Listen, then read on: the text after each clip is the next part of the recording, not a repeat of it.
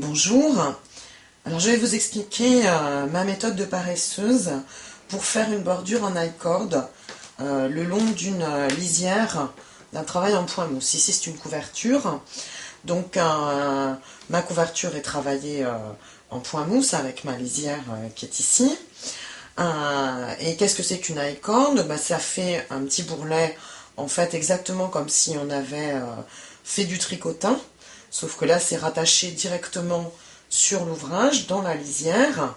Et donc, on travaille sur, ici, 4 mailles, avec un endroit et un envers, puisqu'on voit sur l'endroit 2 mailles apparentes, une maille sur le dessus et une maille derrière. Donc, ça a quand même un endroit et un envers.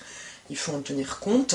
Et ça permet d'avoir une finition assez nette et jolie, notamment sur une couverture, mais éventuellement aussi une bordure de vêtements.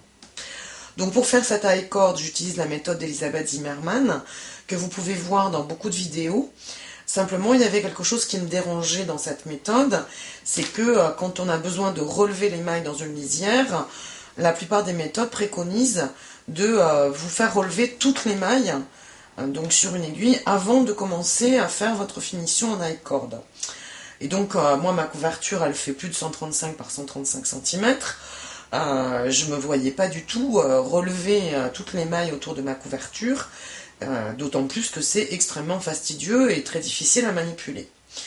En réalité, si on travaille avec des aiguilles double pointe, donc simplement 2 aiguilles, on va pouvoir très facilement relever sa bordure et en plus gagner du temps, comme je vais vous le montrer. Alors pour démarrer, on monte d'abord 4 mailles sur son aiguille à double pointe. On tricote ces 4 mailles à l'endroit.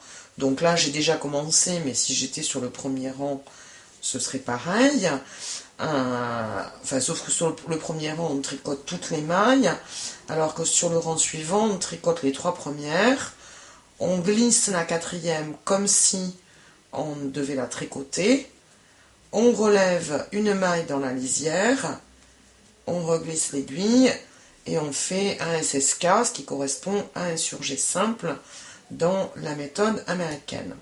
Et alors là, quand vous avez toutes vos mailles sur l'aiguille gauche, et bien pour continuer à travailler toujours dans le même sens, parce que c'est le principe du tricotin, on ne travaille pas en aller-retour, vous devez transférer vos 4 mailles sur l'aiguille de gauche. Ici, j'ai pas besoin, puisque j'ai une aiguille double pointe, je me contente de la glisser et je continue à tricoter, toujours dans le même sens.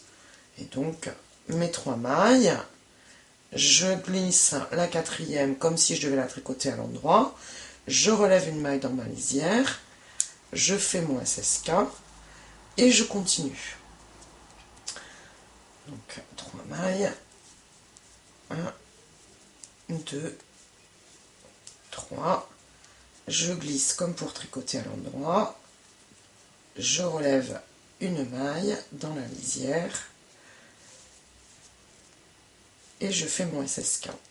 Voilà, pour faciliter le relevage des mailles sur une lisière au point mousse, donc moi je fais une maille lisière, c'est-à-dire que je ne tricote jamais la dernière maille du rang, ce qui permet d'avoir une petite chaînette qui correspond à 2 rangs.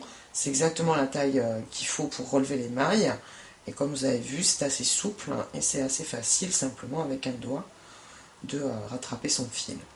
Voilà, j'espère que cette méthode de paresseuse vous permettra, vous aussi, d'utiliser très facilement une I-cord pour border vos ouvrages.